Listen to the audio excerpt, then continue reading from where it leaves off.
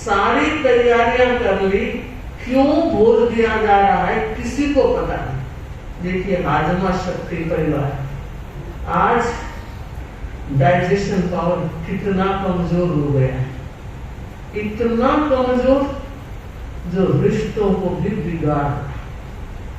कैसे? बेटी ससुराल गई और माँ दिन में 10 बार फोन करे, केक खाई रहे, केक बनाई रहे, तू केक रहे। समझ में नहीं आ रहा है आप बेटी का भला कर रहे हो या भविष्य को बिगाड़ रहे हो। जितनी माताएं बैठी है, एक बात कहना चाहूंगी, प्रसंग आ गया। आज हमारे समाज में जो तलाक की स्थितियां बढ़ रही हैं, मैं ऐसा सोच रही हूं, आप लोगों के अनुभव सुनने से मुझे लग रहा है कि 20 से 25% तो सच्चाई होगी। बड़े कठिन स्थिति के दौर में गुजर रही होगी बेटी और आप उसको घर लेकर आ रहे हो, आपका दायित्व है। लेकिन 80% केवल माँ बाप के सह से बेटियों का घर बिगड़ रहा है। और ऐसा लगता है कि मानो एक धंधा खोल लिया, इतने रुपए दोगे तो काम होगा। अरे उसकी आय नहीं, कमाई नहीं, और आप इतनी मांग कर रहे हो। और फिर ये वकील लोग, आप ऐसा केस लगा दो, आप ऐसा केस, ऐसा केस। वकील साहब कई बैठे होंगे, मैं उनसे कहूंगी वो तो जरूर ध्यान दें, पर ये धंधा है। और न जाने कुछ व्यक्ति, कुछ युवक जो इस तरह से हमारे पास व्यतीत होकर आते हैं कि महाराज अगर कोई लड़ाई झगड़ा कर लेते, 2 थप्पड़ लगा देते, उसे टॉर्चर करते, तो आज आनंद तो आता कि हमने ऐसा किया था। इतना फूलों से रखा, एक छोटी मोटी बात घर में कहाँ नहीं होती? क्या माँ अपनी बेटी को नहीं कहती? मैं फिर बताना चाह रही हूँ, बेटी अपने घर ही अच्छी लगती है, डांट की जगह ही अच्छे लगते हैं, और निकल के पड़ जाए तो वो हार्डका होता है। आप बेटी को इस तरह से आबाद नहीं कर रहे हैं, भविष्य को उज्जवल नहीं कर रहे हैं, और आप अपने घर का भी नुकसान कर रहे हैं। आपके घर में भी किसी की बेटी आई है, अगर उसके परिवार वाले आपके साथ ऐसे करेंगे तो आपको पता लगेगा कि क्या हो रहा है। और मैं मानती हूँ, चाहे आप कितने पैसे ले लिए, किस तरह से करके ले लिए, पर मुझे बताओ जाओगे कब? ये पैसा यहीं रह जाएगा, वो पाप, वो कर्म आपके साथ जाएंगे। अरे अपन जैन लोग, तेरापन भी समाज के लोग जो इस बात को जानते हैं, जैसी करनी वैसा फल, जैसी करनी वैसा फल, आज नहीं तो निश्चित कल भोगोगे। रोते रोते वो पाप नहीं छूटेगा। तो मैं कहना चाहूंगी विशेषकर माताओं से कि वो ऐसी सह अपने बच्चों को ना दे। अगर वो कोई बात कहती भी है, समझाने का प्रयत्न होना चाहिए। बेटी 1-2 साल एडजस्ट हो जाओ, सब कुछ ठीक हो जाएगा। नहीं, हमारी बेटी यहाँ हो सके नहीं होगा। अरे क्या मारी और क्या थारी, सोचो तो सही। ससुराल वाले कितने ढल रहे हैं, और बहू कहती है मैं सास के साथ नहीं रहूंगी। कोई बात नहीं, भूल जाती हूँ इस बात को, ये सौभाग्य तुम्हें जो मिला है वो सास की बदौलत मिला है। अरे जितने वर्ष का पति तुमको सौंपा है, उतने वर्ष तो उनकी सेवा कर दो। नहीं, अलग हो गया। अलग होने के बाद भी वो कहते तुम माँ बाप के पास नहीं जा सकते। कहाँ दया रही, कहाँ मानवता रही, कहाँ करुणा रही?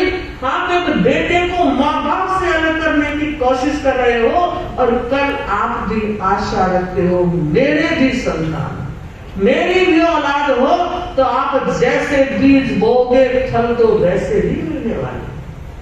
सोचे, ये माला, ये जप, ये धर्म, ये ध्यान बहुत अच्छी बात है, लेकिन आचरण में भी धर्म उतरना चाहिए। आचरण बहन के धर्म की जरूरत है। और मैं समाज के सभी भाई बहनों से कहना चाहूंगी, इस तरह के केस कबाड़े अगर आपने कर रखे हैं तो एक बार रात को सोते हुए घुप अंधेरे में बैठकर चिंतन तो जरूर करना कि इनका परिणाम क्या होगा।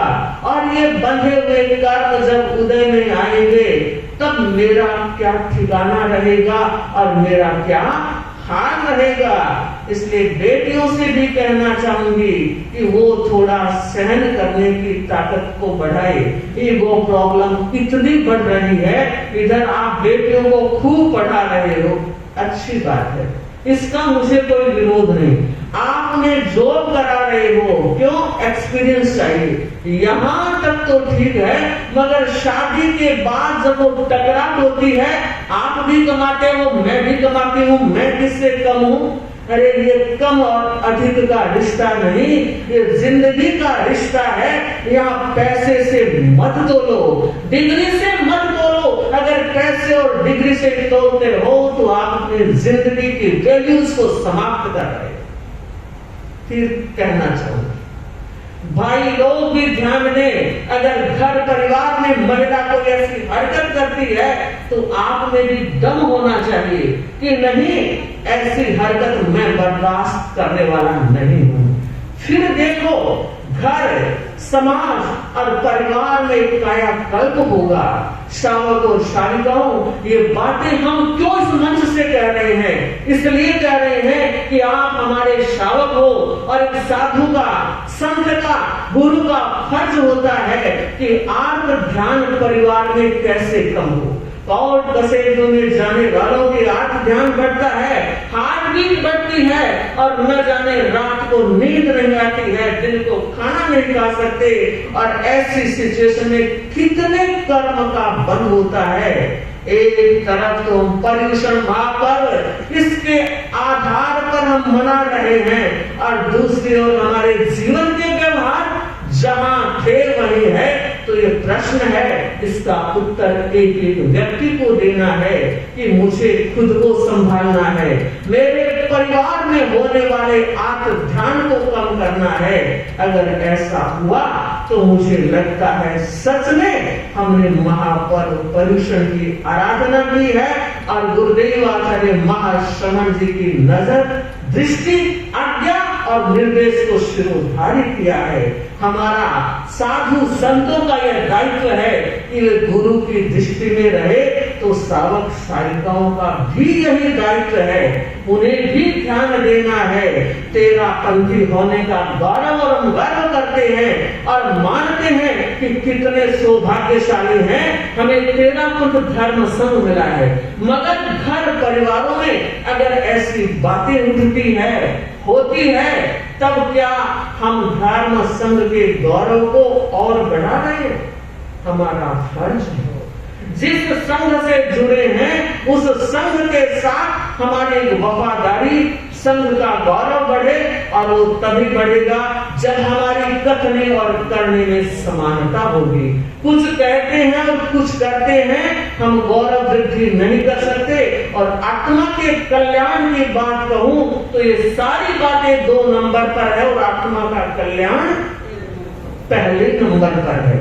बस 1 नंबर को ठीक कर लिया तो 2, 3, 4 तो अपने आप ठीक हो जाएंगे।